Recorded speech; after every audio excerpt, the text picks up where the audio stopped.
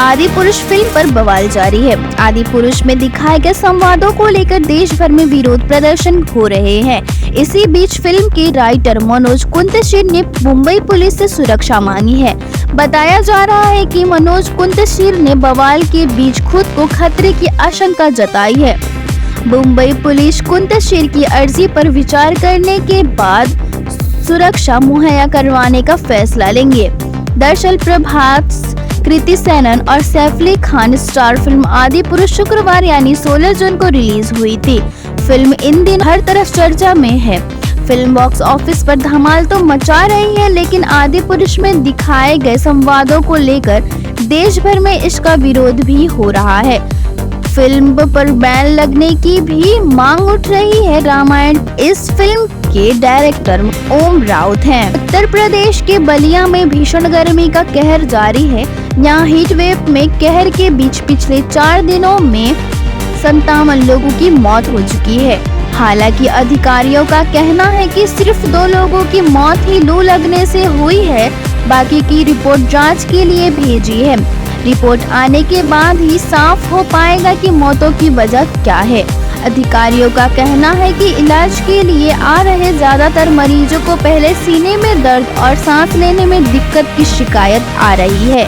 इसके बाद बुखार आ रहा है। बढ़ती गर्मी से मरीजों की मौत से बढ़ते आंकड़े पर स्वास्थ्य निदेशक लखनऊ डॉक्टर AK सिंह ने कहा कि इलाज के लिए आने वाले ज्यादातर मरीजों की शिकायत है कि उन्हें पहले सीने में दर्द, सांस लेने में तकलीफ और फिर बुखार हुआ। हम यूरिन टेस्ट, ब्लड टेस्ट और अन्य टेस्ट करवा रहे हैं। बाकी मरीज डर और दहशत के मारे अस्पताल पहुंचे। भर्ती किए गए अन्य मरीजों में वो लोग भी शामिल हैं जिन्हें पहले से कोई बीमारी थी। हम सैंपल ले रहे हैं, के बाद ही मौतों के कारणों की पुष्टि हो पाएगी।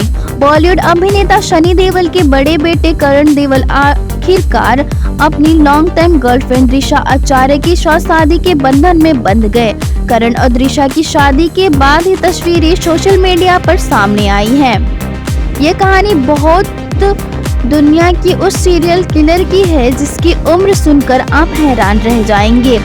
जिस उम्र में बच्चे तीसरी चौथी कक्षा पहुंचते हैं, उस एज में बिहार का एक खौफनाक वारदातों को अंजाम देने लगा। अपराध की दुनिया में वैसे तो तमाम कम उम्र के क्रिमिनल्स हुए, लेकिन बिहार के सुमित को दुनिया का सबसे छोटा सीरियल किलर माना जाता है। जब वो 8 साल का था तब उसकी कथित तौर पर 3 लोगों की हत्या कर दी। वो साल 2007 था जब बिहार के बेगूसराय जिले का एक गांव 2 मर्डर के बाद दहल उठा था। 2 कत्ल के बाद जब तीसरा कत्ल हुआ तो मामला पुलिस तक पहुंचा। पुलिस ने मामले की तहकीकात की तो खुलासा हुआ।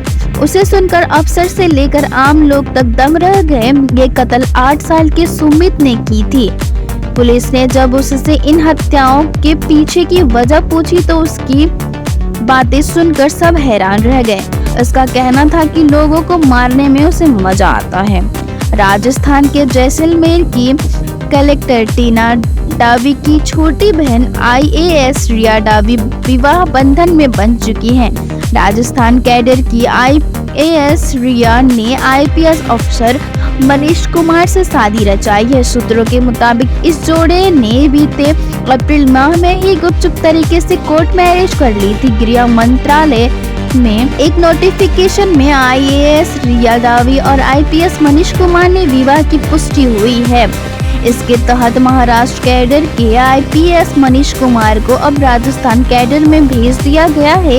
इसकी वजह राजस्थान में पदस्थ IAS अधिकारी रिया डावी से हुई मैरिज को बताया गया है। मीडिया रिपोर्टर की माने तो रिया और मनीष ने अपने व्यस्तता और समयाभाव के चलते कोर्ट मैरिज कर ली थी। अब आने वाले दिनों में दोनों के परिवार एक बड़ा मैरिज रिसेप्शन दे सकते हैं। इस समारोह में शादीशुदा जोड़े के परिजन, दोस्त, रिश्तेदार समेत ब्यूरोक्रेट शामिल हो सकते हैं। यह कार्यक्रम दिल्ली या फिर राजस्थान की किसी फेमस जगह पर आयोजित किया जा सकता है। फैशन इंडस्ट्री दुनिया के कार्बन उत्सर्जन में 10% का योगदान करती है और इस कारण यह दुनिया में तीसरे सबसे बड़ी कार्बन कंट्रीब्यूटर इंडस्ट्री है। इसलिए बहुत से फैब्रिक ब्रांड क्रिएटिव तरीकों से अपने कार्बन फुटप्रिंट को कम करने की कोशिश कर रहे हैं। इन ब्रांड में से एक है रूबी लैब्स यानी रूबी लेबोरेटरीज, एक जुड़वा अमेरिकी स्टार्टअप। इसकी स्थापना 2 जुड़वा बहनों निका और लैला बसौफ ने की है। अपने स्टार्टअप के जरिए ये दोनों बहनें कुछ ऐसा कर रही हैं जो अपने आप में बहुत इनोवेटिव है। उत्तरी कैलिफोर्निया में रेडवुड जंगलों और कोस्टल इलाके में पली बड़ी इन दोनों बहनों को पेड़ों और प्रकृति से प्यार है।